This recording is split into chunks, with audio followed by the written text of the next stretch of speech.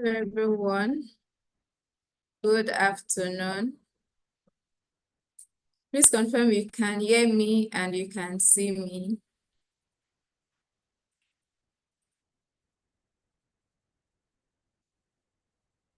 I need someone to confirm they can hear me and can see me. You can use the chat.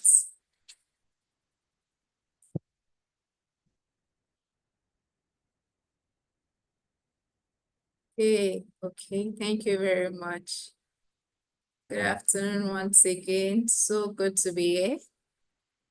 And yeah, it's a pleasure to have you here on the call today. So we're going to still take some few minutes to allow other persons to join us. But while we wait, I think we should get to know each other better. And yeah, we can do this with some bits of fun engagement. So I have some questions that we would discuss while everyone settles in. So I'll go first. My name is Sarah Wichi, and I am a programs coordinator at Leap Africa, and I'm joining you today from Lagos, Nigeria. So I guess that says what's the first part of the engagement would be. Let's know your name, what you do, and where you're joining us from. So please, you can use the chat, share your name, what you do, and where you're joining us from. And then my other question would be, so I have two questions. And one would be, if you could swap your career for a day, what job would you choose and why? So if you could have a free day from what you are currently doing and you could just do something else for one day, what job would that be? And why would you want that swap? So I would like to see responses to my questions.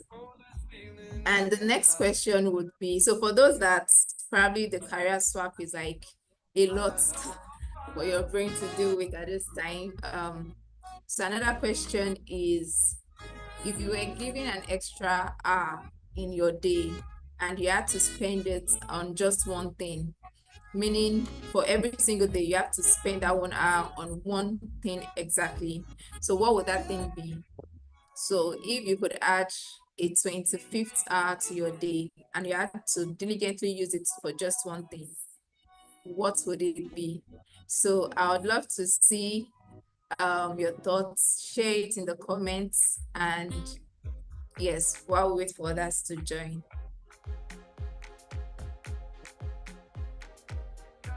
So let me see what we have here. Okay, Mohammed is joining us from Sokoto. Good afternoon, Mohammed. Oh, you are among the Wide US and Leap Africa Grant winner 2024. It's a pleasure to have you on the call. Hello, Oluchi. You work as a program manager. Very good to have you. Thank you for joining. So we have Lee Cooper from Liberia, who is a project representative and team leader. Glory, head of operations, our lab. Thank you for joining, Glory. So let me see the responses to my questions. My first job would be to serve humanity, especially as a volunteer. That's good. I want to swap being a student to being a senior data analyst. I like to spend my 25th hour analyzing data. Interesting. But some of us want to spend the 25th hour sleeping. Wow. I would love to be a barrister. So Uma from Kaduna wants to be a barrister. Emanuela is a lead and founder of Policy Forward, joining from Abuja.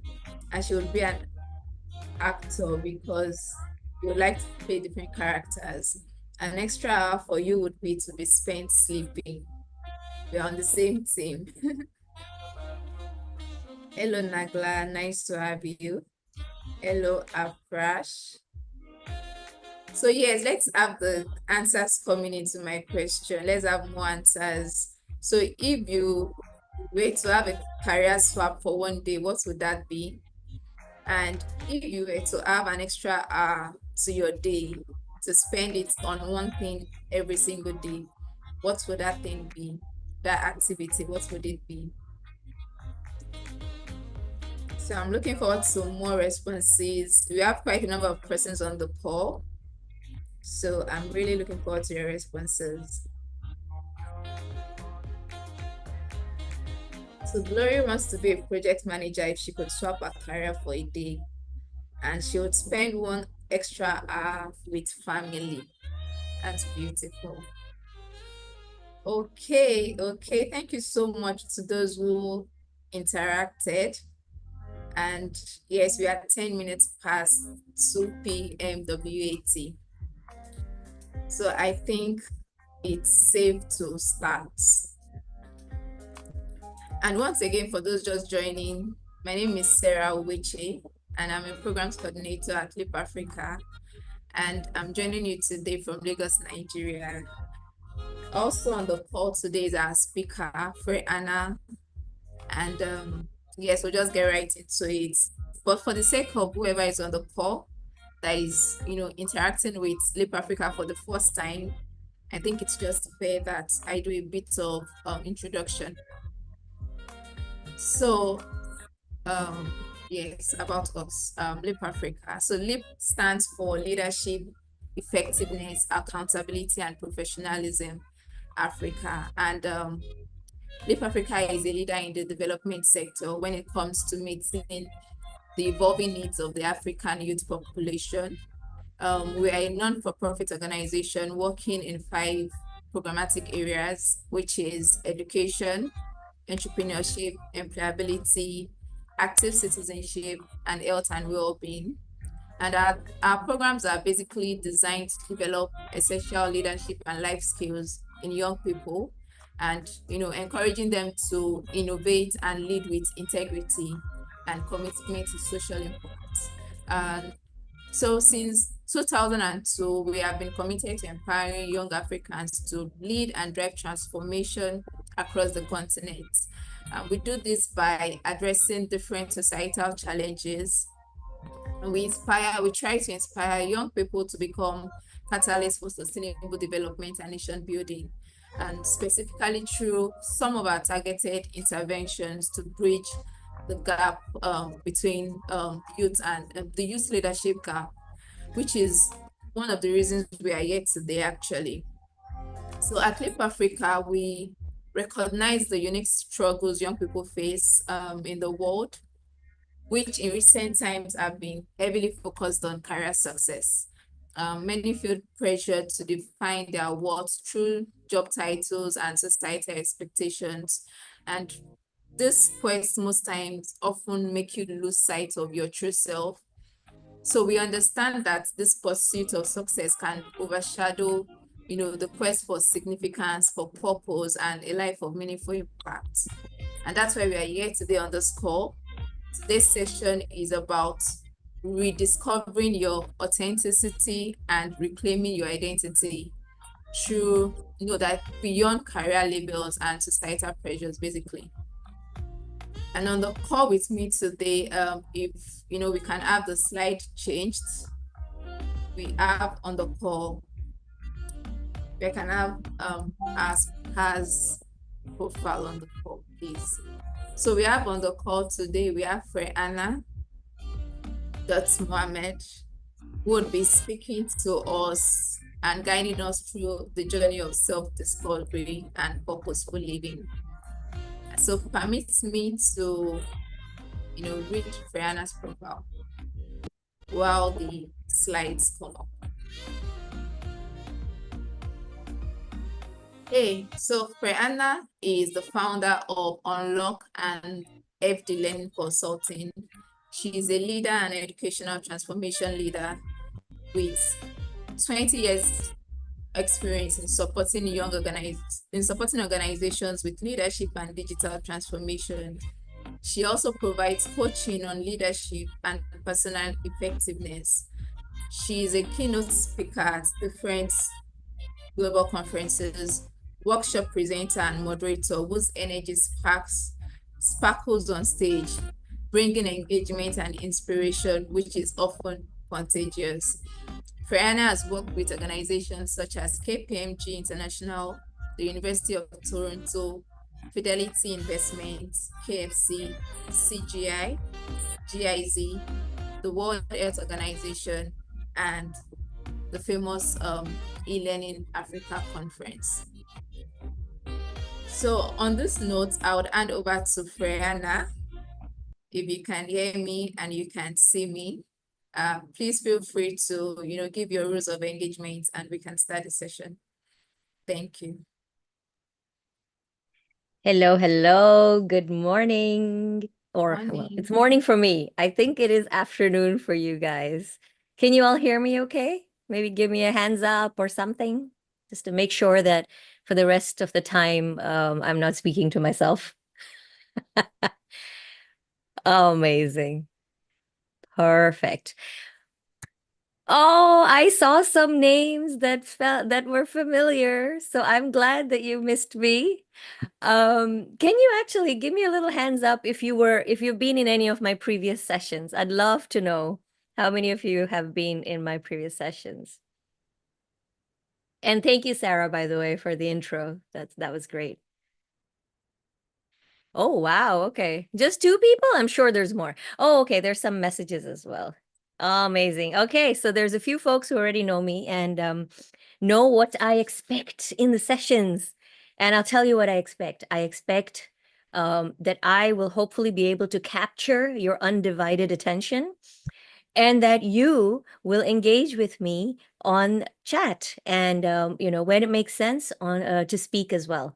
So I use the chat function as my nonverbal behavior.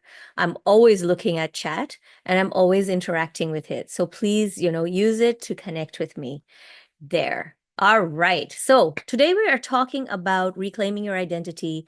I'm just going to move the videos here. They're making me a little bit distracted. All right.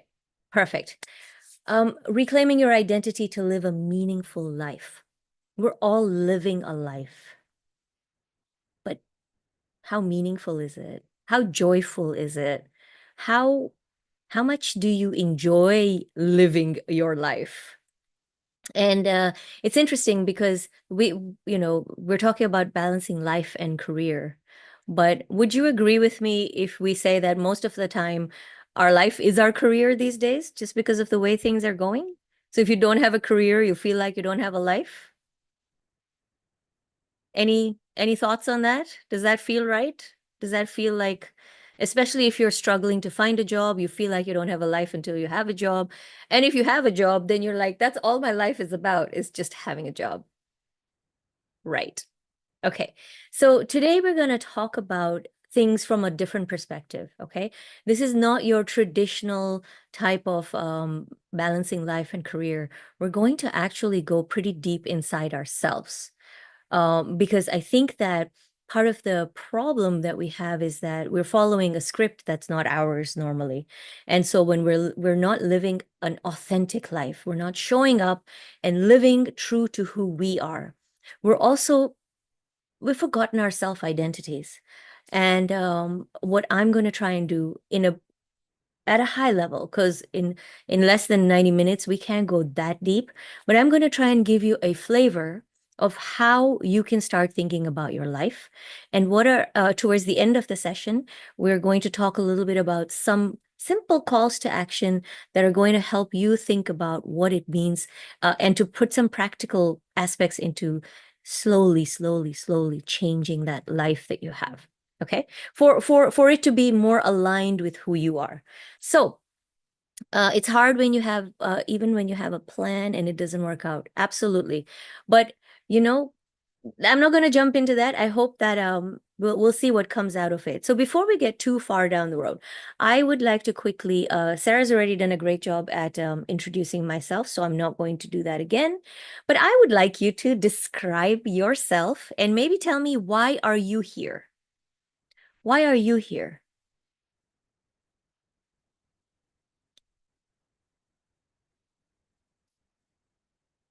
And again, tell me in chat. So this I will start. I know it's a deep question, right?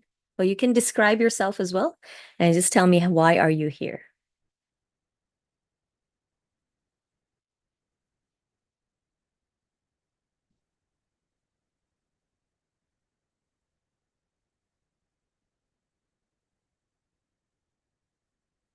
How would you describe yourself? It must be hard. There's a lot of people taking a while to write. It is a hard question, isn't it? It's a simple one, but a hard one.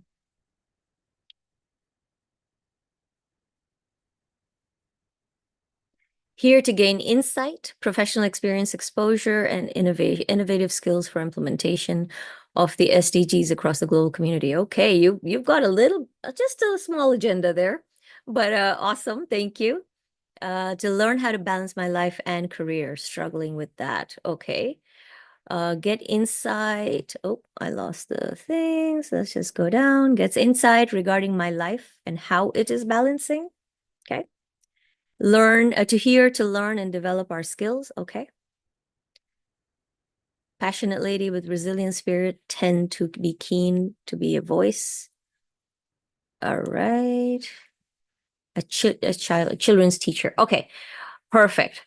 Okay. I think people are still writing, so I'm just going to give a little more time. Okay, I've got a few more come up. I'm a young HR professional who has not really found my passion. Okay, okay. Or a career path, looking to gain knowledge, to learn how to balance my life and a career. Topic very interesting. Finding it difficult to describe myself. Yes, I'm sure a lot of people are finding it difficult to describe themselves because you have multiple interests. Okay. Love to help the vulnerable and make impact. Okay. Perfect. Then we have a marine engineering student, currently graphic and product designer, but hoping to retrace my path on becoming a maritime professor. Okay. I want to learn more about this. Okay, perfect. Here to balance life and career. Okay. I think we've got a few here to give some insight. Um, did you notice how many of you described yourselves through your role? Did you notice that? Um, it's almost automatic, right? When someone tells you, "Oh, tell me about a bit about yourself," the first thing that comes to mind is the role that you play in society. Yeah. And that's fascinating because that's so automatic, we don't even think about it. And if I don't have a job, then I'll describe myself as a mother or a wife or a husband or a father or something that has a very clear um, set of parameters around it. Well, when it comes to your role and your job, what if your job didn't exist tomorrow? Who would you be then? Who would you be if your job did not exist tomorrow? And I leave that for you to ponder over because, yes, it's a little bit of a scary thought, but it's an important thought. So I want you to think about this. Okay. So let me tell you a little story. Okay. I'm going to tell you a little story. And think about your life, and think about my life or lives of the people that you know. And if we were to kind of track what are some of the kinds of things that people experience throughout this kind of lifespan? So I'll tell you a story, okay? At age 3 to 5, you're just starting school. You're excited. You've been loved with your family. You're celebrated with your family. And now you go to school and it's fun and it's great. But suddenly everything is new. You are suddenly being told to be quiet, to not speak so much, to not share your thoughts so much, to listen more to the teacher. You're told not to move around too much. You're learning how to sit still. And it's fun. And school seems to be fun. But suddenly, it's also making you experience not being enough or not being good enough for the first time. And as I'm saying all these things, if anything is resonating, please do share in the chat as well. Now let's look at a snapshot of age 12. Like you move now to age 12. You know now the ropes and the structure of school. You're getting used to it. You kind of are used to it. Sometimes you rebel, but mostly you just go with the flow. You feel terrible about your abilities. You have no confidence suddenly. You know, your body, you're not happy with the way your body is. You feel judged by everyone. You think you're not good enough. And you know what? This is where the foundation of the self-limiting beliefs that are going to haunt you in your life for a long time start to bubble up. I don't know if you guys agree with me there with some of these things. And then you move into, let's think about, at age 20, you finally feel accomplished. You're going to university on a path that everyone in your family or your community or your society accepts and says, yes, yes, that's a good one. You do your best to navigate the confusing world of university. It's so different from the structural support that school gave you, but the sudden lack of structure and the mind-numbing lectures, I know that they are sometimes mind-numbing, and the confusing half information, you suddenly start losing track of why are you there? And to escape some of this confusion and pain, suddenly parties become a big thing. Suddenly you're like, maybe some substances can make you forget things for a while. Anything to escape the confusion and the pain. No, that's around the 20s. Now, you trudge along, you reach the age around your 30s, mid 30s, 36. You're in a career that you studied for, have been striving to do your best. You feel like you're finally getting traction. You can finally start to see yourself moving up. But now, you no longer feel satisfied. You feel empty. Life kind of feels meaningless.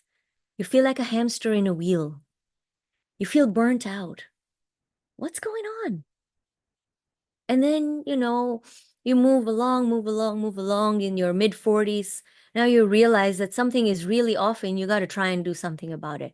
What do? Now you are in your 40s. I'm roughly, some people might have it longer, different time frames. Some people have it quicker. Some people have it much longer. But this is roughly like the ups and downs, if I would say, of all the people that I've seen and what I have experienced as well in my life. You start to search for a new way of life. You start to search for more meaning in your life. Many people call it midlife crisis. Have you heard of that? I call it the journey to find yourself. But if you're starting that journey in your 40s, think about all the time you have lost. Whew. Does that sound about right? Do you see people in your lives, or have you experienced this yourself? Yeah, yeah, it is kind of sad, no? It is kind of sad, but this is what we've been told to accept. This is what we've been told to look forward to, sadly enough, right? We see this happen so much. You see your parents, maybe your family members, friends, people who you know of in the community, and you look at it and you can see this kind of trend. Maybe the years are not the same, but the trend is definitely there. Okay, now I want to tell you a little bit of a different story, okay? You start school at age 3 to 5. Your strengths that you come with in school, that you were celebrated for at home, are still celebrated in school. You can explore your interest. You're not constantly told to be quiet and keep still. So you're enjoying school, but you're also starting to strengthen and build on those skills that you innately have that you bring. Okay, now we trudge along and move on to age 12-ish, around that time. You're now even more clear on your strengths. Okay, you're getting support on self-awareness in your school, and you're getting support and learning about emotional intelligence, as well as building your social skills so that you know how to get along with people, you know how to understand and figure out different situations and what happens there. You're encouraged to challenge. You're encouraged to question. You're encouraged to explore. You're not stuck with the curriculum that's But for you, you've got more of an individualized learning experience. Your learning is varied. It's a blend of finding information yourself, exploring what's given to you on your own and together with your school and your communities within schools, because your school time is no longer a place where you're blasted by information, which has political or other agendas, but it's now about exploring information and exploring it from the lens that you are bringing of your interest. And another 20 years, let's move on, and then now you're at 20, you're still getting your individualized learning experiences in university. Your learning is connected maybe to an actual job where you're not only applying your learning but also getting paid, even if it's a little bit, for your contributions, so that you can actually see the fact that you can see what you're learning, and you can see how it's actually translating into work, into how you are making an impact in your life. And spiritually, you feel very balanced. And then at age 35, 36, your toolkit is full of natural talents that you and the gifts that you were born with, but you've also got them enhanced now, and you have new ones added as your interest grew. You're feeling really grounded. You're feeling very like you know where you're going. Yes, there's days you're questioning, but you're always being able to be true to yourself, regardless of where you go. And then at 47, you're continuing to grow and build out your experiences. You're not desperately thinking about, oh, when can I retire and when can I just go and chase my dream? You're already chasing your dream. You've been chasing your dream for the last time since you were born. Okay.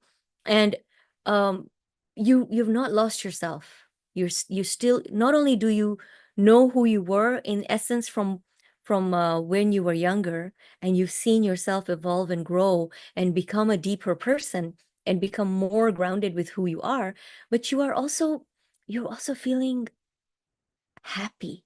You have that understanding of, I know where I am, I know what I do, I know what purpose I have to fill, and I'm enjoying myself. What was the difference between the two stories? And how many of you have actually seen the second story play out?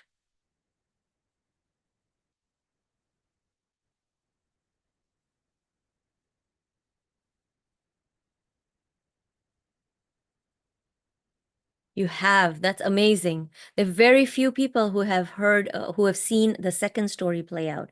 And there's a lot of reasons for that, but we will go into that. But what's the difference between the two stories? The difference is that in the second story, self-identity was not molded into conformity. You're allowed to explore who you really are and to build on your strengths as an individual. Okay. And, this is one of the reasons why, in my wanderings, oh, sorry, this was when I was going to say the second story, but I got a little distracted and I just got jumped into it. Um, uh, I went through a similar thing. Maybe the timings were a little earlier, and I came up with the unlock as a journey towards reclaiming what it means to live and thrive as a human. So the unlock focuses on beyond the corporate identity and society's roles and career constraints, and really focuses to encourage us as humans to embrace a rich and more meaningful life, where you can realign with your identity. So uh, the things that the unlock does is its process is you first unlearn all the indoctrinated things that you've been that have been told to you over and over again, and suddenly you've become something else. You unlearn all of that so you can free yourself from all of that and understand your identity. And then once you're free of that, now you can start exploring possibilities and potentials and exploring all the different pieces that you have. And then you can, after that, unlock your journey of significance, because then you can really focus and get into exactly where it is that you want to grow to build that significance journey in your life. All right. So that's a little bit about the unlock. And the reason why I talk about the unlock, and we've gone into this, is that many of us have been trapped in a life that consists of outdated systems, tired old patterns. A lot of times we're living at the edge of discontentment. Do you guys agree with me? Do you feel sometimes that you're just living in this edge of unhappiness or despair or discontentment? And the symptoms of those are mental fog, confusion, procrastination. That's a big one. You think we really beat ourselves up about procrastinating, but actually procrastination is a symptom of mental fog, of feeling unwell, of not feeling that connection with yourself, and fear and anxiety. And then you also have physical manifestations of these feelings. You've got the aches and pains, and no matter how many times you go to the doctor and how many pills you take, those aches and pains don't go away because they're coming from how you're feeling as opposed to anything specific in your body. And then from a spiritual perspective, it's that emptiness inside you. It's that inability to connect with people around you. You're feeling purposeless. So all these things are symptoms of when you are not connected to your true self, and you're not connected and you don't understand your purpose. You're just a little hamster churning in this wheel. Who has felt this? Anyone felt this way? And even if you don't feel it at the moment, it comes and goes, right? There'll be times that you feel it, there'll be times that you don't. Okay. So now we've built out the reality and the scenario, right? And I'll tell you what, it happened to me as well. And this is where I told you I started my journey. And you'll be surprised. Um, I started feeling this, that something was missing, something was off when I was in one of my best jobs.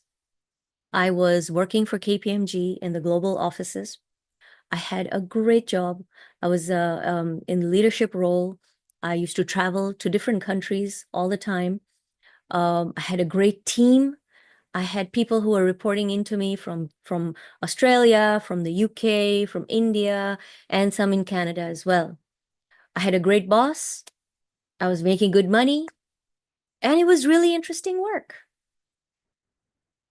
No reason for me to complain or feel discontented. And yet, I felt something was missing. And I also felt that more and more I was becoming someone else so that I could flow more effortlessly into my role. And I felt like I was becoming limited. It's crazy, right? If I went to complain to someone about this or said, oh, you know what? I don't know. They'd be like, you're crazy. You're working for a great company. You've got a great role. You're traveling all the time. You've got the life. What are you talking about? Why do you have this issue? Does that make sense? You see that, right? Sometimes you see people where um uh they've got a great life, and yet you can sense that something's not happen, not there. They're not happy, or they're disconnected, or there's something going on. Okay. So then I have a question for you. Do you feel limited by your current job title or role? Yeah. Okay. Okay. You feel limited by your job title or role. Regardless of, if you were to tell this to someone, they'd be like, you're crazy. You got a great job. You're doing good. Yeah. So this is where, for me, the seeds of the unlock were planted. But getting here took way longer than I thought, because every step of the way, and here's what I want to tell you, is very important.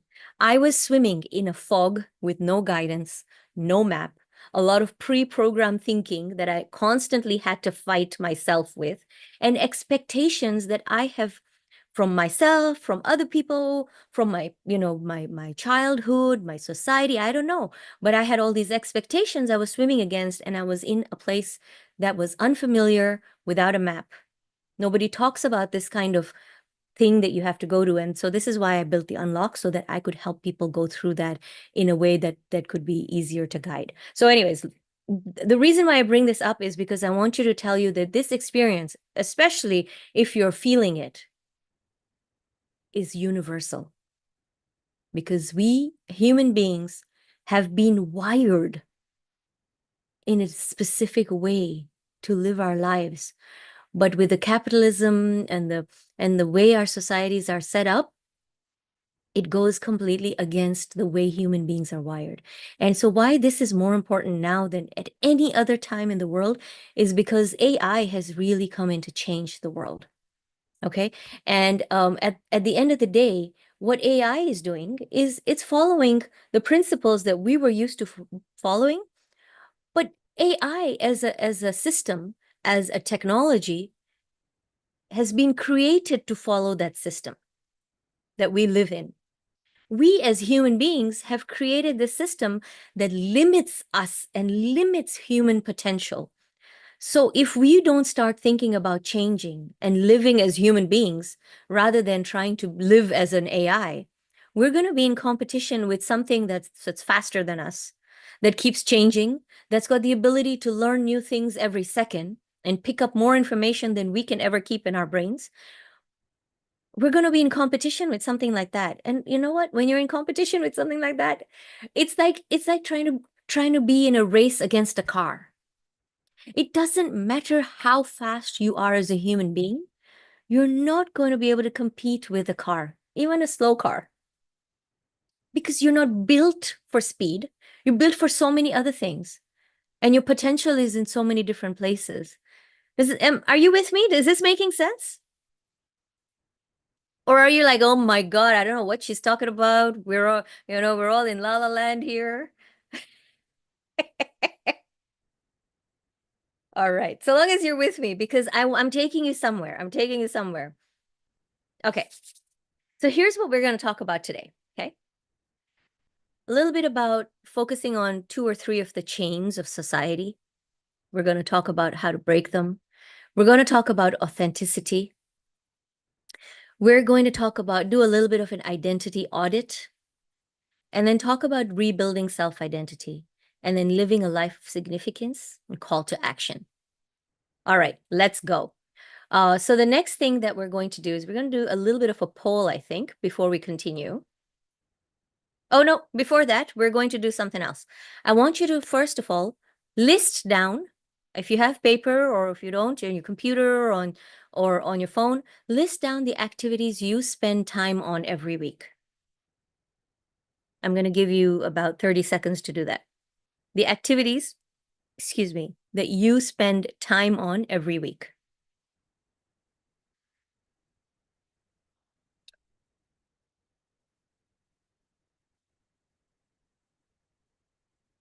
Mhm.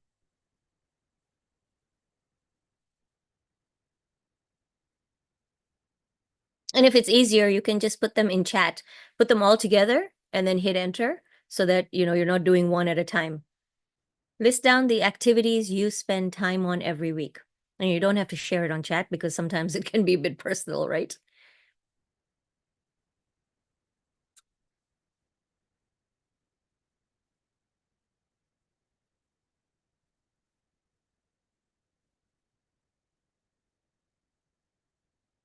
Okay, another 10 seconds. Have people been able to list down the time?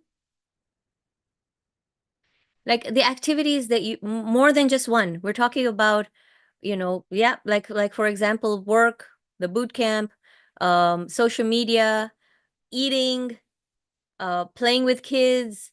I don't know, just like cooking, but put them all down in a list properly. Like I need you to see at least 5 or 6 things that you spend time on every week. Every week. Okay. Now that you've done that, categorize each one. Which ones are productive? Which ones are fulfilling? And which ones neither productive nor fulfilling. I'll give you another second. Just go through your list and categorize which ones are productive, which ones are fulfilling, and which ones are neither.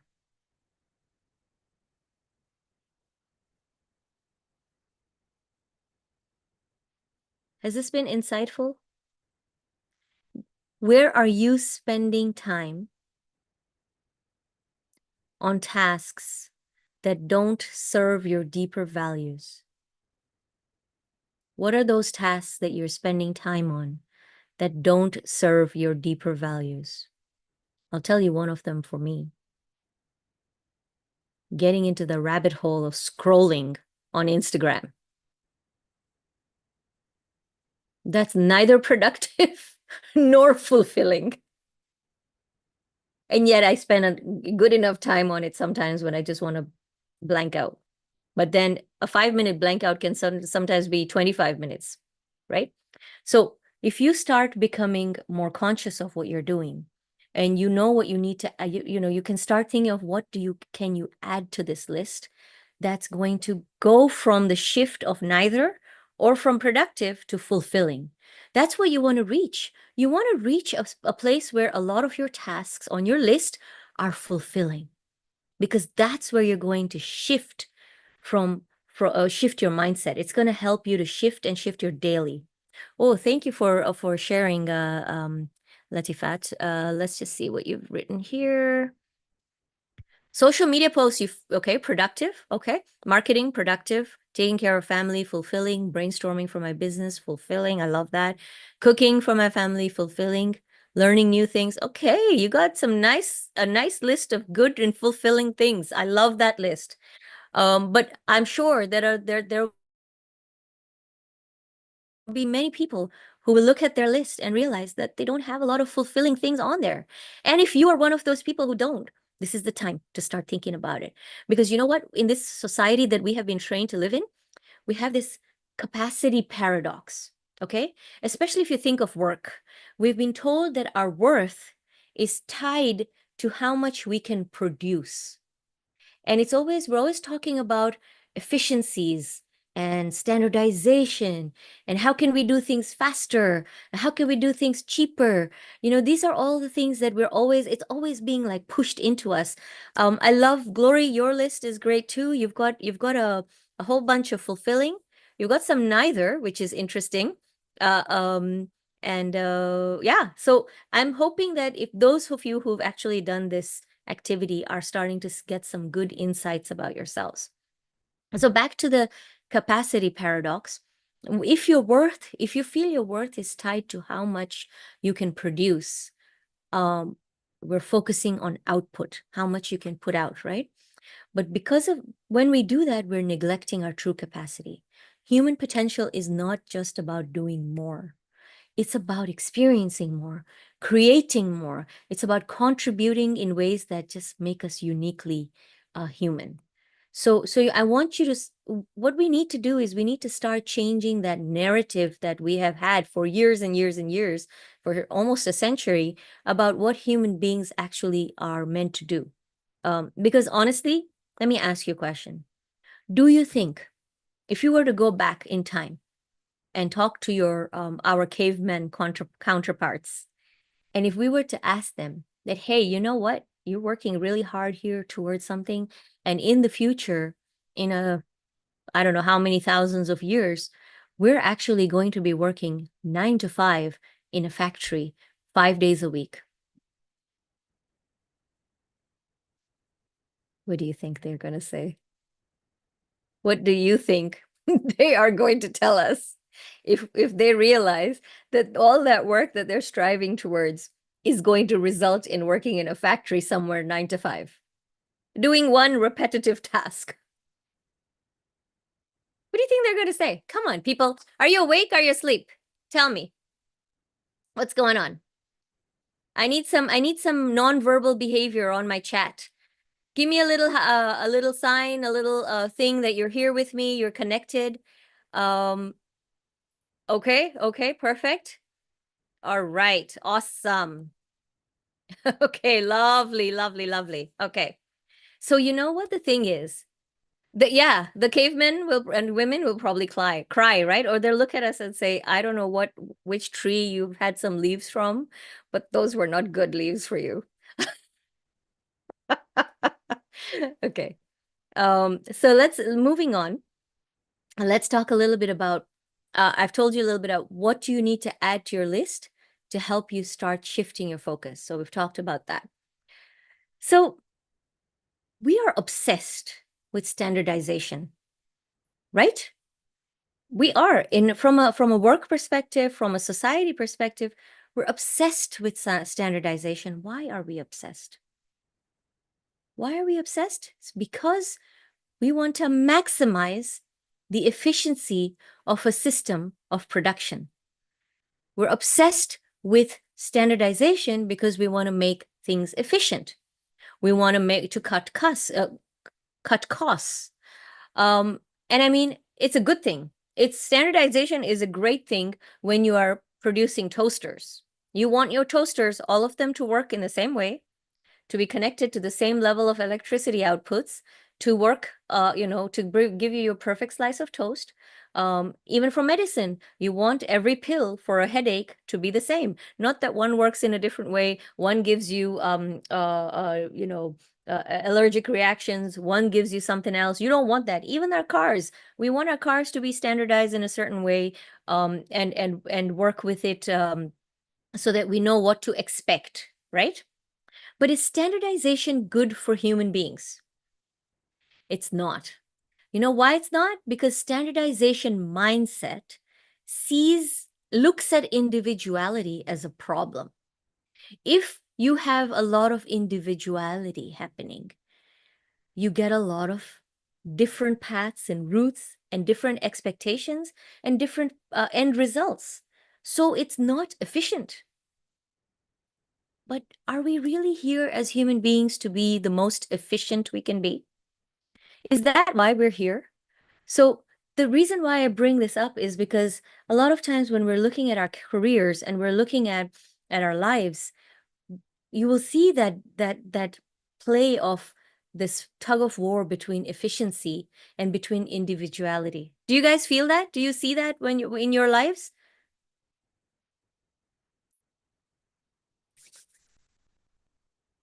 Okay.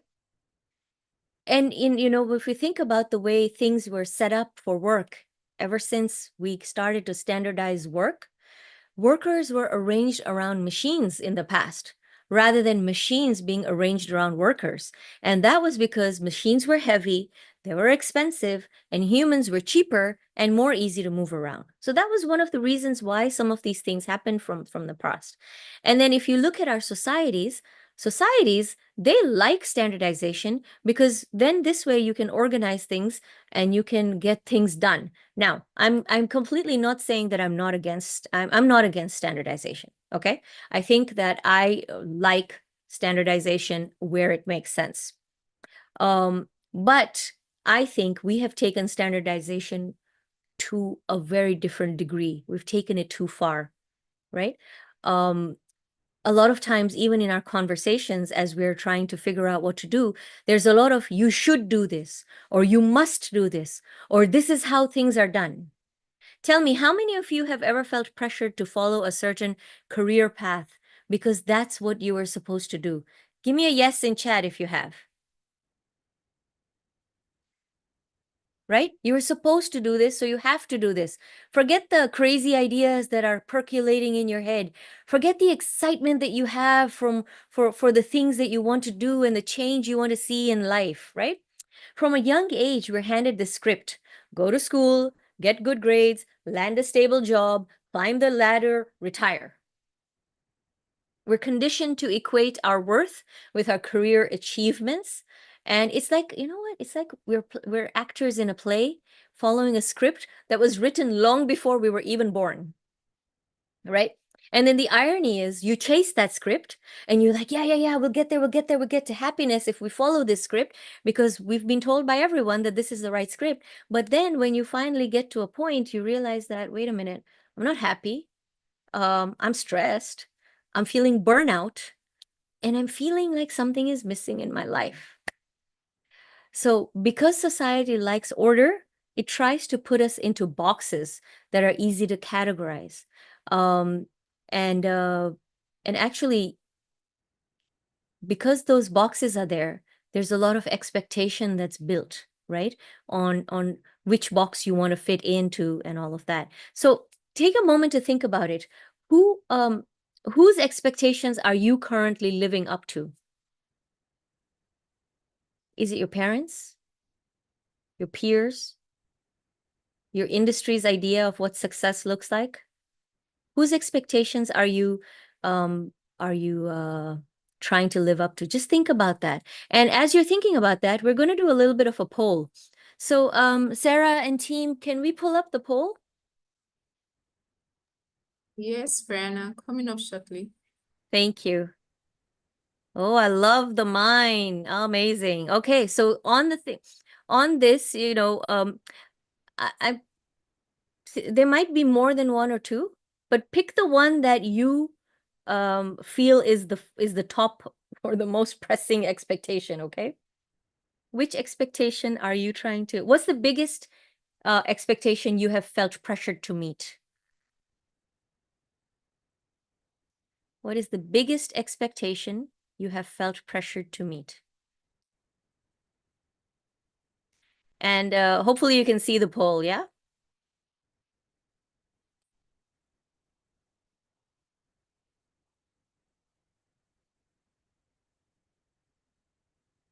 Okay. We're going to give you another 2 seconds. No, maybe 10 seconds. Then we're going to close the poll so we can see the results.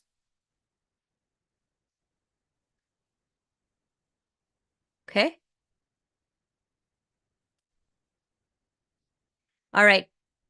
Going to end the poll in 5, 4, 3, 2, 1. Okay. All right. Can you see the results? It's very, very interesting to see that. And I'm not surprised. Initially I saw job title go up, and then it's kind of the income level that's really gone up. And for those people who said other, could you please just share, if you've shared in chat, that would be great. If this other, whose expectations or what are you feeling pressured to meet? And some folks have said myself, my own expectations. That's great. But what I want you to do with that one is dig a little deeper to see if it's your expectation. Is it because you are trying to fulfill somebody else's expectation and that's why you're putting more pressure on yourself? Or is it something else? And is it a genuine yourself? You want this for yourself. Okay.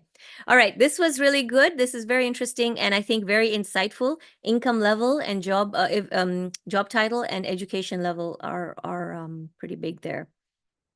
All right. I think you saw this, right? Did you see the results? Okay. All right. So thanks for doing that. Let's now talk about why we feel the pressure to conform. The pressure to conform is invisible, but it's universal and it sneaks upon us. Conformity is a poison to individuality because conformity, it's good in its place. Don't get me wrong. Sometimes you need a little bit of conformity. But if everyone is just always conforming and all the same, then you start losing your individuality.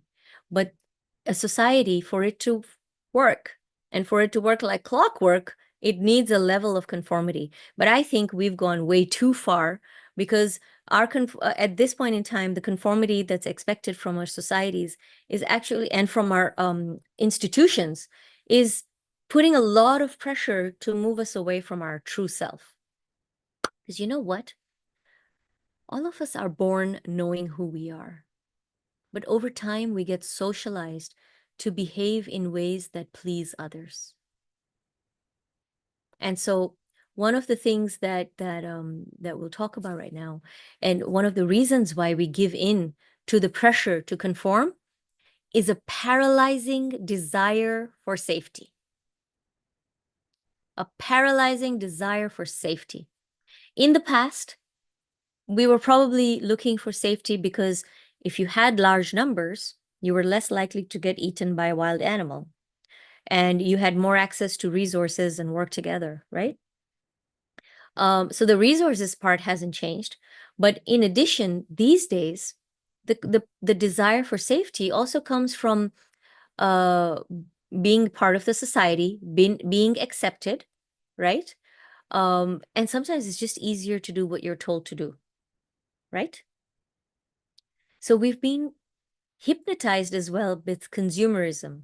So you do as you're told to do so you can keep the access to the services that you're used to the comfort that you're used to continue to buy the things that you don't need for the dopamine hits.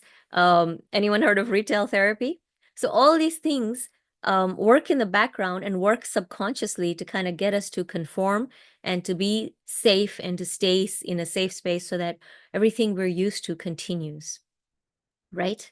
So this is, it's interesting because Safety is such a fundamental survival wiring that human beings have, that we don't realize how many of our actions sometimes are driven by safety. The other reason why we feel pressure to conform is fear. Think about it. Who has a crazy dream that they're ignoring? Or something that you are keep putting off because you can't even take the first step? Who is that? Anyone? Either a crazy dream or something you want to do, but you keep putting it off because you can't even take the first step. Yeah? This is what's holding you back. Tell me this. What's holding you back? Is it fear? Sometimes it's, you know what, the one that I hate is the fear of what they will say. Fear of failure. Yes. What they will say. Laziness and procrastination is a good one because that is almost like it's a sly cover that covers your fear. Because every time you want to do it, oh, you know what? Let me just do this. Or you know what? Sometimes when you have a deadline that's coming up, you're like, oh my God, I have this deadline. I've got to do it. And then you find yourself cleaning your kitchen, cleaning the grout or the tiles in your kitchen, brushing them because, oh yeah, they're really dirty, which you haven't seen for the last 3 months or 10 months or 10 years. But today, suddenly you find that and you're focused on cleaning that rather than attending to your deadline. That's also a very interesting way of looking at procrastination, right? We all do this. Fear of critics, perfectionism.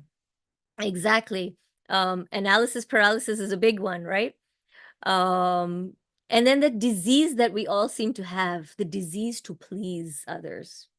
So you don't do it because you want to do it, but you're doing it because you think that your boss or someone in your society or in your community or your family really wants you to do it. And so you're pleasing them. Okay. So, yes, so there's some people who are saying fear of it not being popular because only popular things are what people want to do. Okay, that's a great one too, because you are now the fear of, maybe we should add that to the list, is carving out your own road rather than walking in the road that has been walked on by everybody else, right? So fear of being individual. And you know what? That being individual fear circles back to the fear of safety. Because when you're showing your individuality, then you're not part of the group anymore. You're different. So that brings that fear of safety, because if you're different, then people can point fingers at you, they can comment on you, they can criticize you with a lot of comfort because you are doing something that's very different from what they are doing. You see how it all just works around? Some Yes, sometimes you're scared of doing something because you just don't know, you're scared to start it because it feels too big.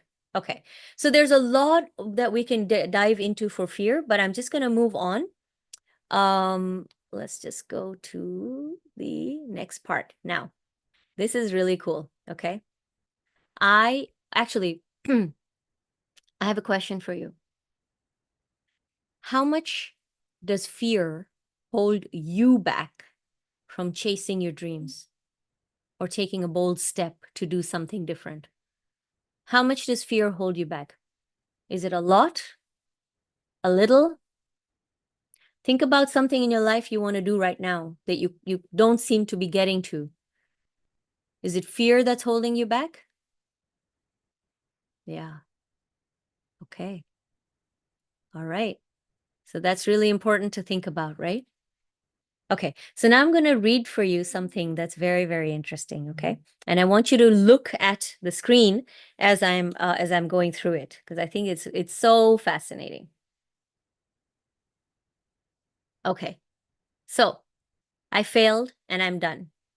So don't tell me I have potential, because I've realized I won't get another job because I'm too old. No one wants someone who was fired. And don't try to tell me that there is a star within me, because I truly know I'm unemployable, and nothing you will say will get me to believe I will make a comeback. Does this script sound familiar?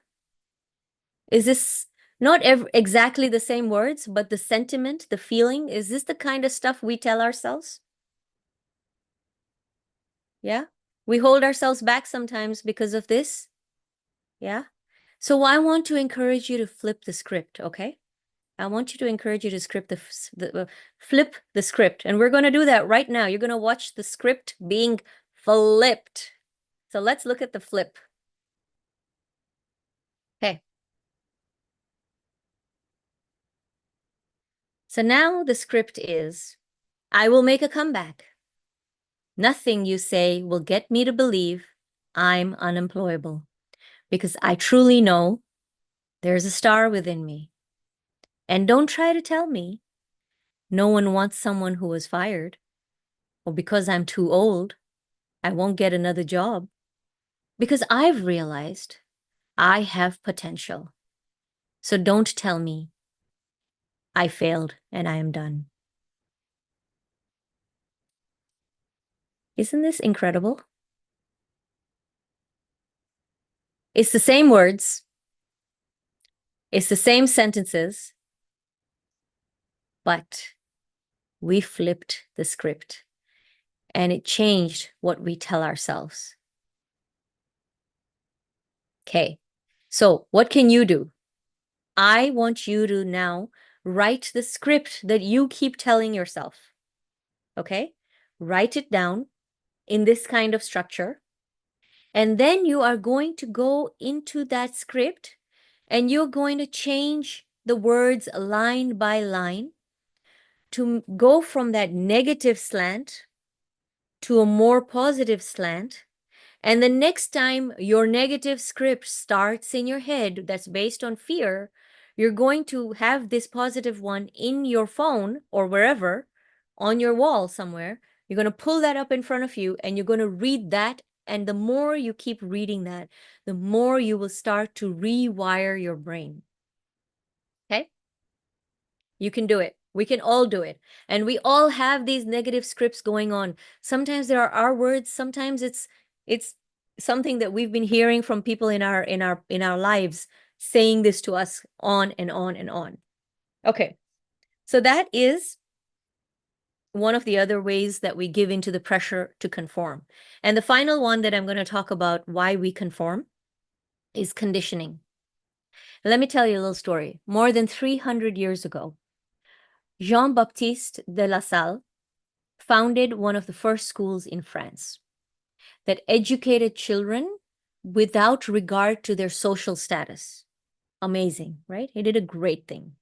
Now, to manage the classroom, he made a system of points and demerit or penance. He was I think a priest or connected with the church. So points and penance. That's what he made a system.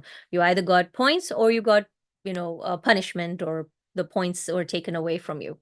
So where a child could behave well in exchange for a chance to avoid punishment. And it worked. I mean, all of us have been in systems in schools where we've experienced this, right? You get a chance to get points and a chance to avoid punishment, and that starts to change your behavior. Fast forward to 300 years from then, we still have many, many systems. But I want to tell you about one system, about this one student in grade 1 who came home, and this is somewhere in the US. And he shows his mom this cheap little toy that he got from school as a gift. How many teachers, if you're teachers here who have done that, you go and buy some nice cheap toys for your kids because you want to make the class fun and you want to give them something to look forward to. Great idea. But you know why he won that toy? He won that toy because he stood quietly on a red dot that they have in class. And because he stood quietly on that red dot, I don't remember for how many minutes, he won a prize. And he told his mom, if I stand quietly on the dot again tomorrow, I can get more prizes. I mean, from a classroom management technique and the teacher not losing her mind or his mind, it was a good technique. But what are you teaching your children in your class? You're teaching them that if you stand quietly somewhere where you're told,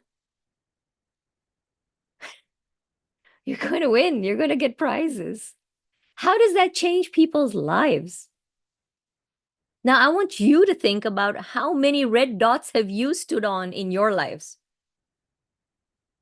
How many times have we changed our behavior because someone is giving out points? Does anyone do Duolingo here? Anyone does Duolingo? You do Duolingo? Nobody does Duolingo. You're not learning a new language? Uh-huh. For all those Duolinguans, the streaks that you get, they make you feel as though you're doing something significant, right? You get excited with the points, you get excited with the streaks.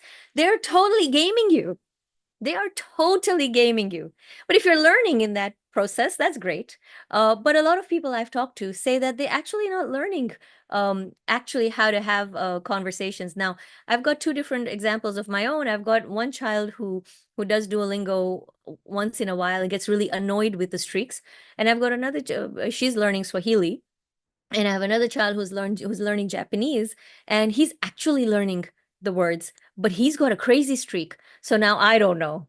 Okay. But I'm not saying it doesn't work. But what I'm saying is when you're unaware, that game, that gamification that we have in most of our things in our lives is playing you. Okay. When you choose to go to a certain, and I'm talking a North American perspective, I don't know if it happens where you are, but if you're going to a certain store to buy food or to do shopping only because that's the store that gives you the best points, you're changing your behavior based on some kind of gamification, some kind of red dot that is being played on you.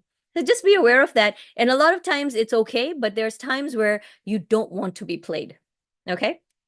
And the reason why is that conditioning makes us move from individuality to away from your individuality, away from your authenticity in certain times, in certain ways, because fear, desire of safety, conditioning, these are very powerful tools that keep us to conforming. And then when we conform, we are losing our authenticity, we're losing our individuality. Okay. So a little bit, we're talking, these things all come to down to societal expectations. And I'm just doing a quick time check. We have a little bit of time left, but I want to quickly ask you, how will you describe authenticity? Because authenticity has become a little bit of a buzzword, right? So I want you to think about, how do you describe authenticity? Because um, the way I see authenticity is, for me, it actually means being radically honest with yourself, even when it is uncomfortable. Absolutely. Hang on a second. I see a little, being the real you, being true to your values and your principles. That's right. When you're not authentic, you're living a double life, and that gets exhausting. It drains your energy. You know why it drains your energy? Because you get disconnected from what truly matters to you. And on the other hand, authenticity is very freeing. So this is one of the ways that you can start to achieve a balance between life and career. You know, when we say, how do we find a balance between your career and your life? I'm not saying don't work harder. I'm not saying work less hours. What I am saying is work on things that are meaningful for you, that connect to your values, that make you feel joy, that make you look forward to the next day when you wake up. Okay. I've met people uh okay, I met a lot of different types of people, but let me just think about, this connection that this one way of achieving balance between life and career is by being conscious of a few things. And one of the things is the careers, how the system has set things up so that sometimes you get trapped into a title. Oh, I'm chasing this title, I'm chasing this title, I want this role, I want this role because I want to be known as the VP of this company. And when you get there, you're like, okay, this is nice, I'm here now, but it feels empty. And that's when you know that that was not authentic. Okay. um and and that's the time when you start feeling trapped. So excuse me. You want to walk away from some of these narratives. I met a lot of people who lost their jobs after being in that company for many, many years. And I don't know if you've seen the same, but seriously, they looked like they went through a divorce or a death. They're traumatized. They're lost. They feel disconnected. They feel like they lost their identity. But you don't want to do that, because you don't want to be your identity to be just that role and that job that you have. You're much more than a job title. You're a friend, you're a dreamer, you're a creator. There's so much more. You're so much more than your LinkedIn headline. Okay.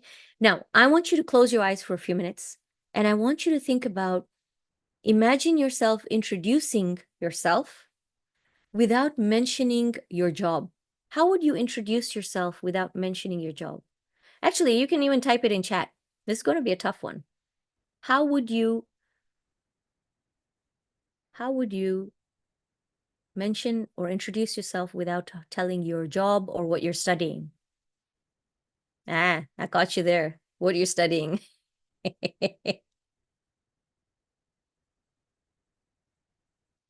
And if you're having a hard time thinking about that, just put your hand up so that I know.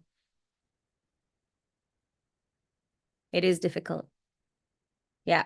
Okay. In the interest of time, I'm going to move on. But I do want you to write this question down, and I want you to think about it. And I want you to continue to refine it and work on it for the rest of your life. How would you introduce yourself without talking about your job or what you're studying? Okay, Latifat, great effort. A multi-potentialite who values helping people and forming deep connections. Great. A dreamer, a traveler. Okay. Lee, you'll say your name, your place, your age, and others. It is challenging. The reason why it's challenging is I've had people who are so smart, who have great jobs, and who are like really successful. When I ask them this question, they're stumped. They are stuck. And it's hard. Even sometimes with me, I get stuck sometimes because sometimes it changes, and sometimes in different situations you got different perspectives. But if you do this, you will start getting truer to yourself on and like over and over again. So, but you see, someone says, I'm a life coach. Life coach is still a job. I want you to go beyond that title. I want you to go beyond that title. Okay, so let's move on. I'm going to quickly ask you to do an exercise that helps you to strip away all the external labels. We're going to do a little bit of an identity audit.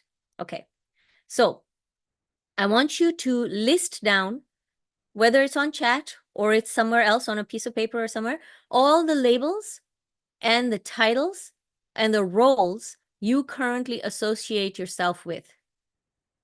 So it could be your job title, it could be your like mother, cousin, or sister, or a gardener, or whatever it is. Just write them all down, all the labels, the titles, and the roles that you currently associate yourself with.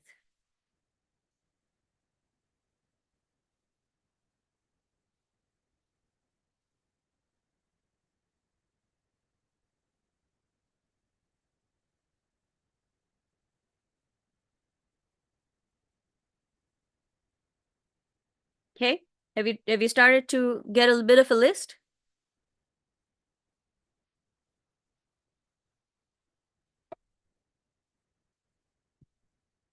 Great. Okay, now I want you to start crossing them out one by one.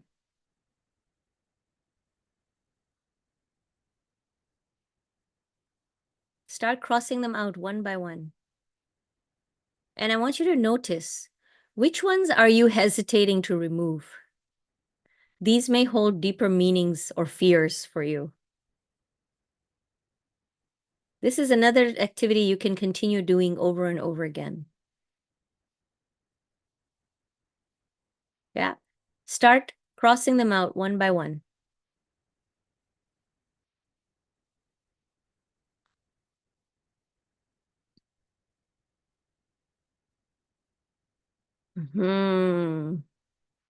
What remains when all the labels are stripped away? What remains when all the labels are stripped away? Yeah. So what feelings came up as you removed certain labels?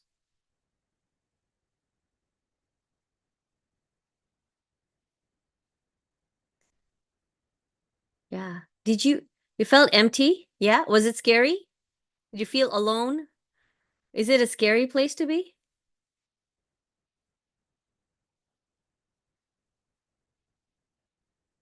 Yeah. It's okay. Yeah.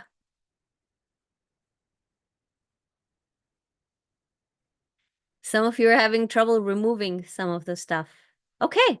This is an important activity because what I'm trying to get here is helping you to remove some of the wiring that you've had from society, okay?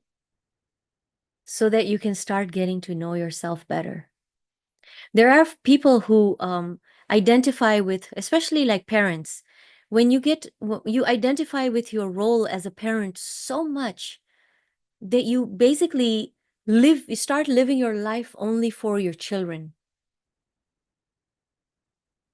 Love your children, be there for them, help them out in every way. But your life is your life and their life is their life. When you start living your life for them, number one, it can get toxic. And number two, when they move away and they move on with their lives, which they will do, you will be left with nothing.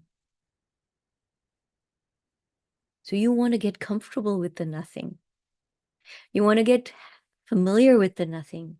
You want to embrace yourself when there is nothing, no labels around you. Because when you look beneath the surface, that's when you can start to rebuild your self identity. That's when you can start discovering your self identity. Now, back to that audit, I want you to now think about three words that describe your value best. What do you enjoy doing out of? So write these down because I want, in the interest of time, I want you to do this later as an activity for work. Sorry, for like homework. Three words that describe your values best. Write this down. So 3 words that describe your value best. What do you enjoy doing outside of the work? And who are you when no one is watching? Actually, I'm just going to pop them in the chat so that then you can copy them and paste them for yourselves. What are the 3 words that describe your values best? What do you enjoy doing outside of work? And who are you when no one is watching? So now, when we were talking about those labels and we were doing an identity audit, you're starting to realize how are you, what are you identifying with and what is your narrative? Okay.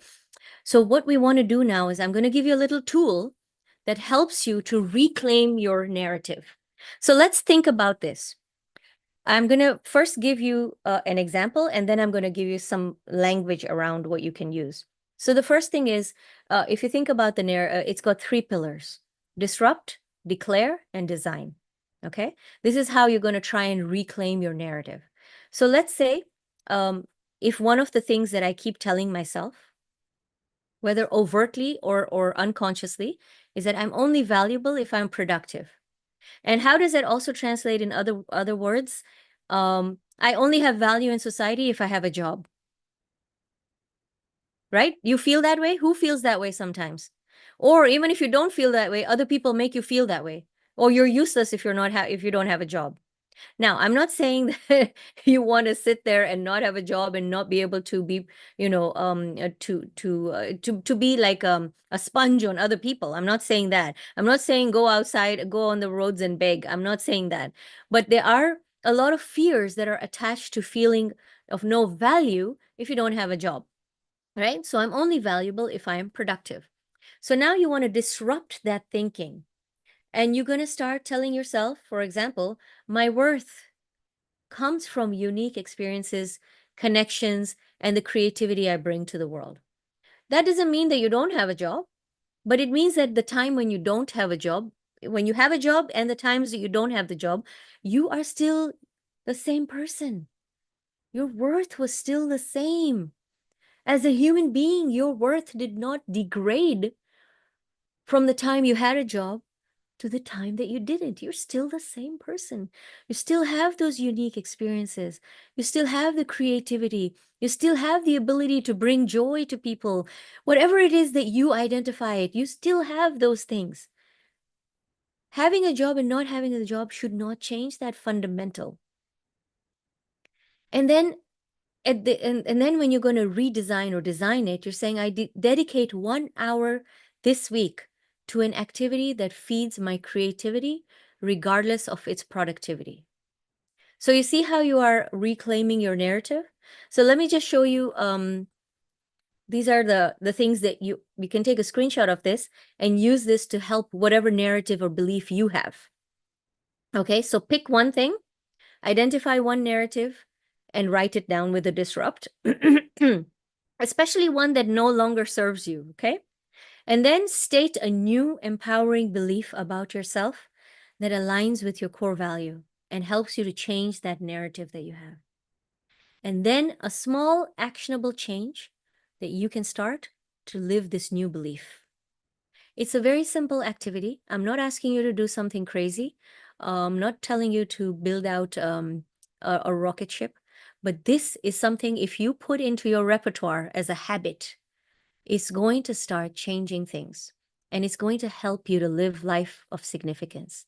Now, when we come to the living a life of significance, unfortunately, we don't have a lot of time left. We've got about, oh my gosh, we've got 4 minutes. But in this 4 minutes, I'm going to do a 2-minute meditation. So I want you all to be with me and I want you to close your eyes.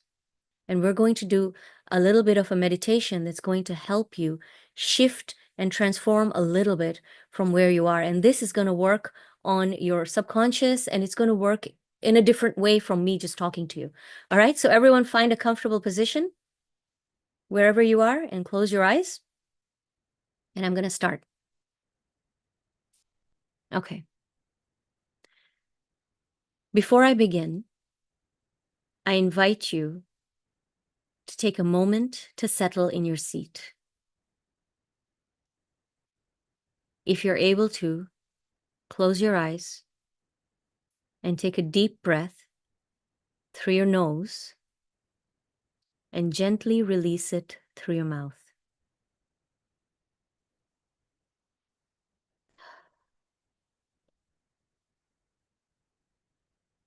Take another deep breath through your nose and gently release it through your mouth.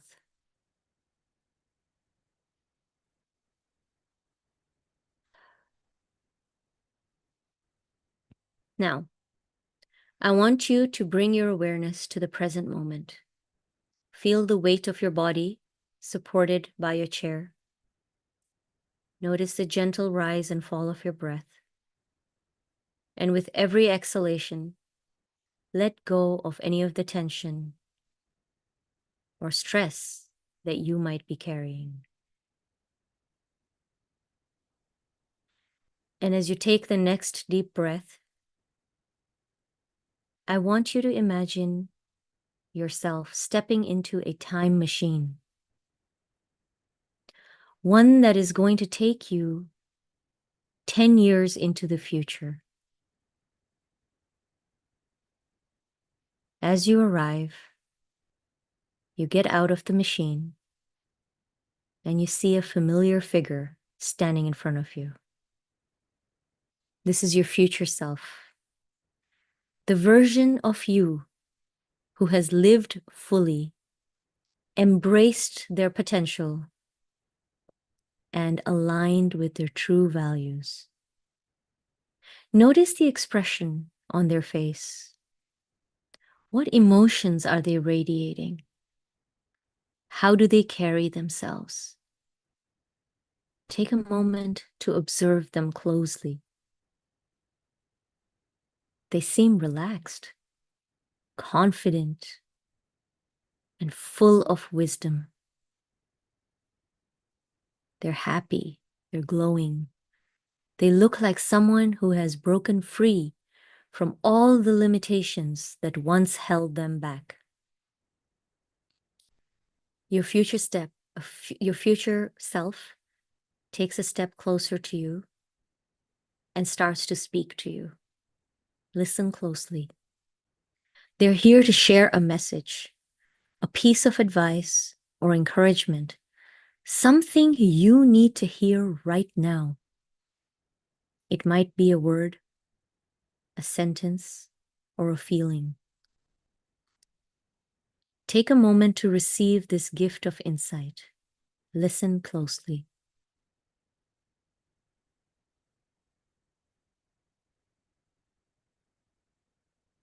Now, with a deep breath in, thank your future self for their wisdom.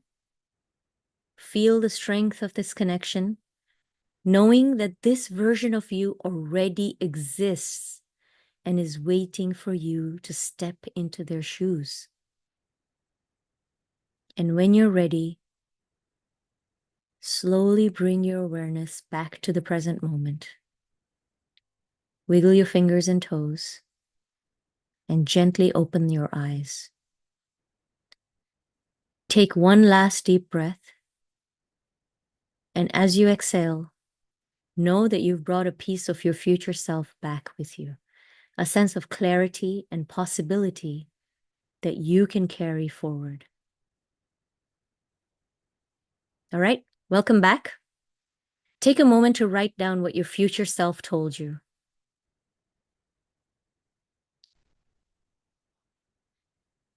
It's powerful. Yeah, write down what they told you before you forget.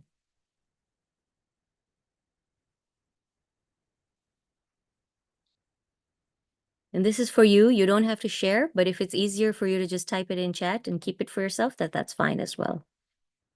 Okay, we are at 31 minutes past the hour. It's time to wrap up. What I want you to do is start thinking about all the things we talked about.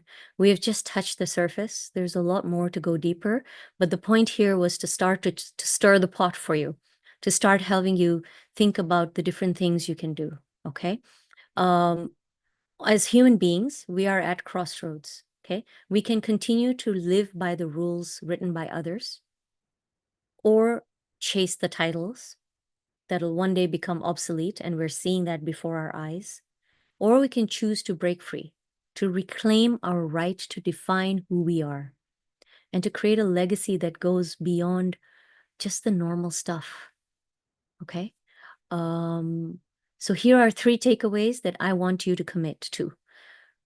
The next time you catch yourself making a decision because it's what you think you should do, I want you to pause and ask yourself, is it something I truly want, or am I doing it before it is expected of me? Okay. If you keep telling yourself and asking yourself this question, it will start changing yourself in small ways and start reshaping your habits. So that's one.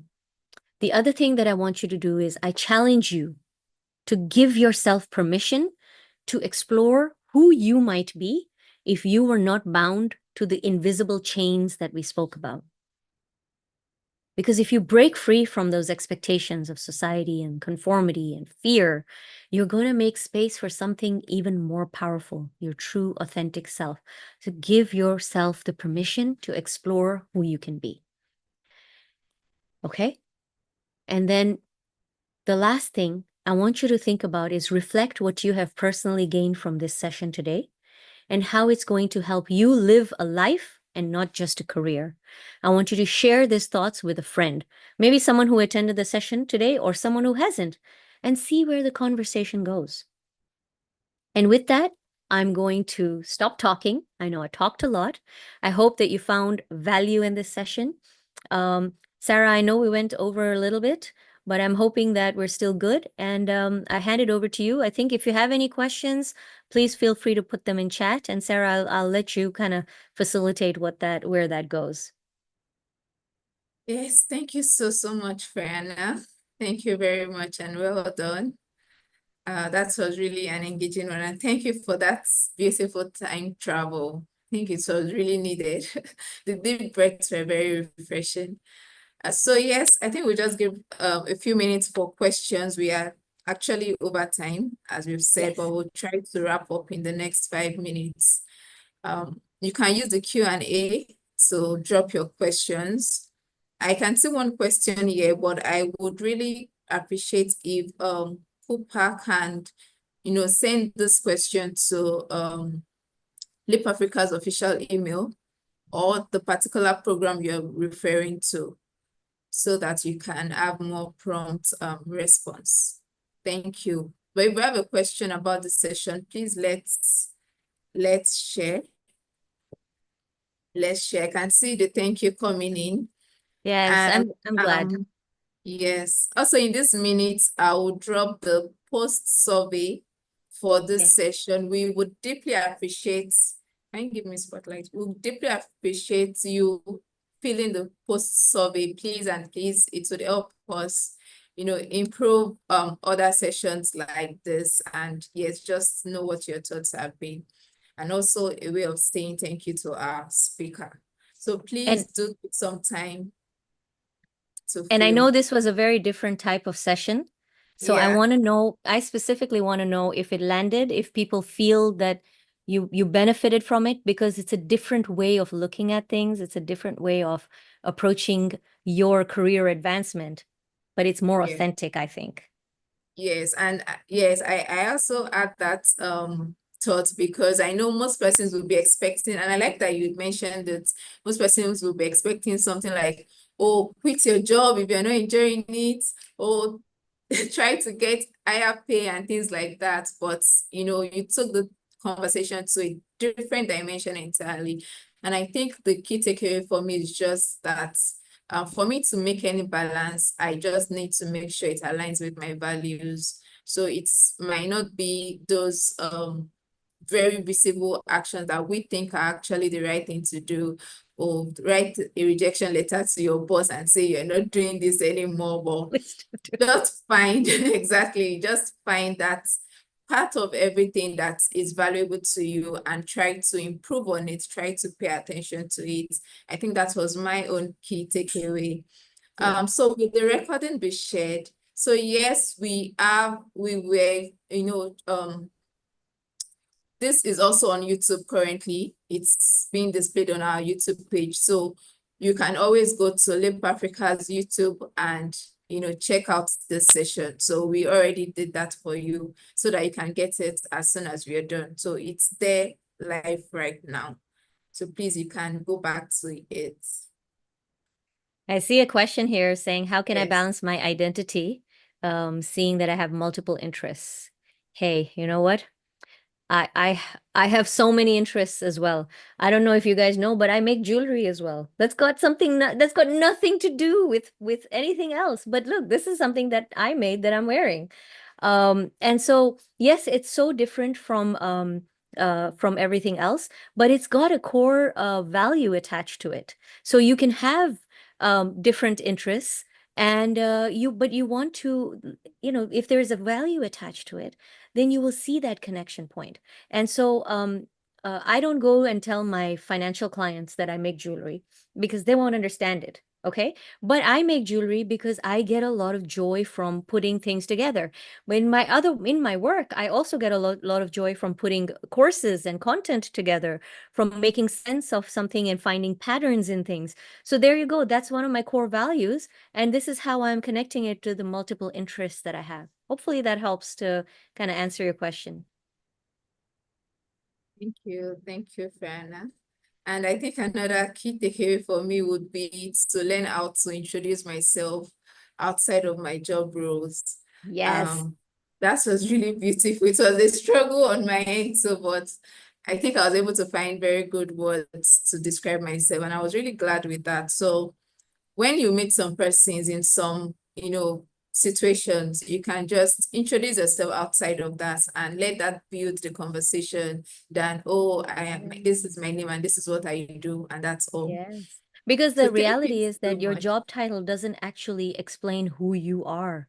Who It you doesn't are. explain your values, your interests, your joys. And sometimes when you meet a new person, you want to know that about them, and their job title is not going to reflect it. So, yeah, amazing.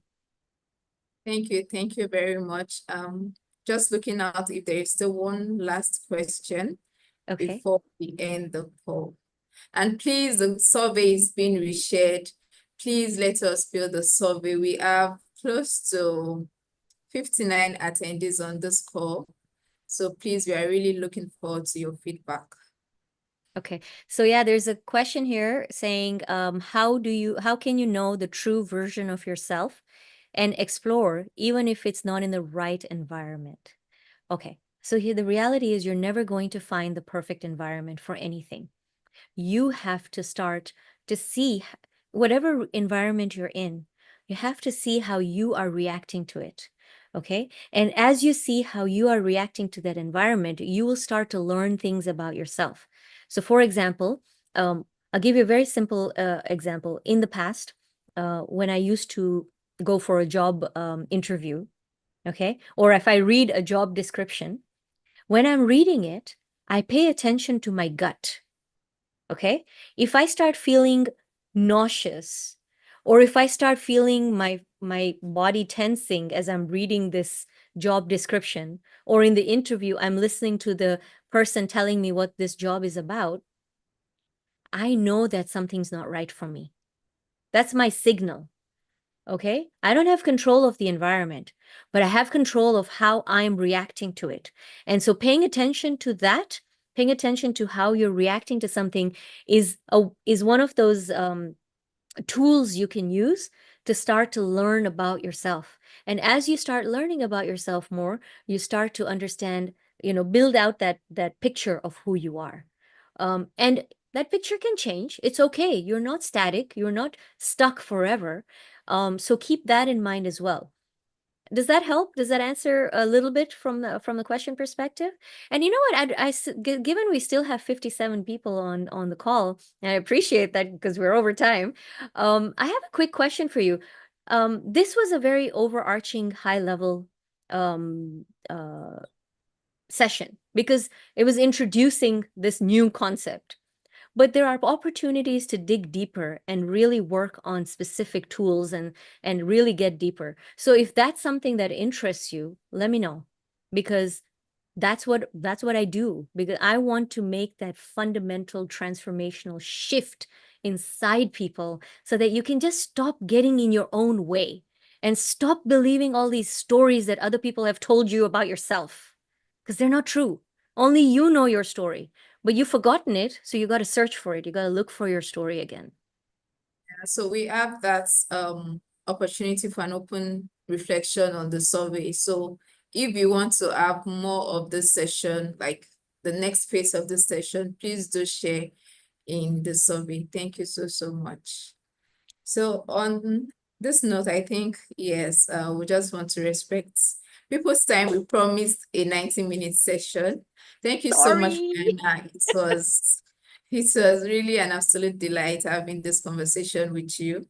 And I like how you were able to address most of those challenges to say that they are global, they are universal, meaning it's not just, okay, I'm in this environment, I'm in this country, and perhaps this is why I'm feeling this way. You were able to give examples of yourself in some of these instances that we could relate to, which means most of those issues are things that, they are on a global perspective as well, and a lot of other people are struggling with it. So you are not alone if you're struggling to balance your career and your life, and you're not alone if you're trying to find answers. Also, the fact that, the community of persons on the call also shows that you're not alone, because everyone is here to get an answer from Priyana, and I hope we all did in our different ways. your own key takeaway might not be mine, but the point is everyone at the end of the day got something to take home. So we are going to be having more of these conversations. Like I said, this is an open webinar from the e-learning bootcamp. While the e-learning bootcamp was a training specifically for developing the skills of e-learning professionals in Africa.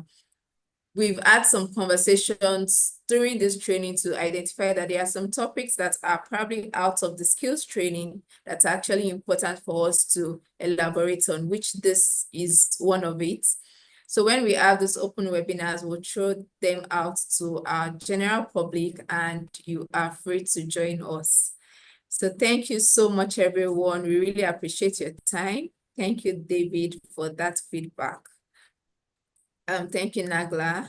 Thank you, Afrash, also. So on this note, I would wish you all a very good evening. Thank you Yes. very much, and bye Thanks for very now. much, everyone. Goodbye. Goodbye. And I am.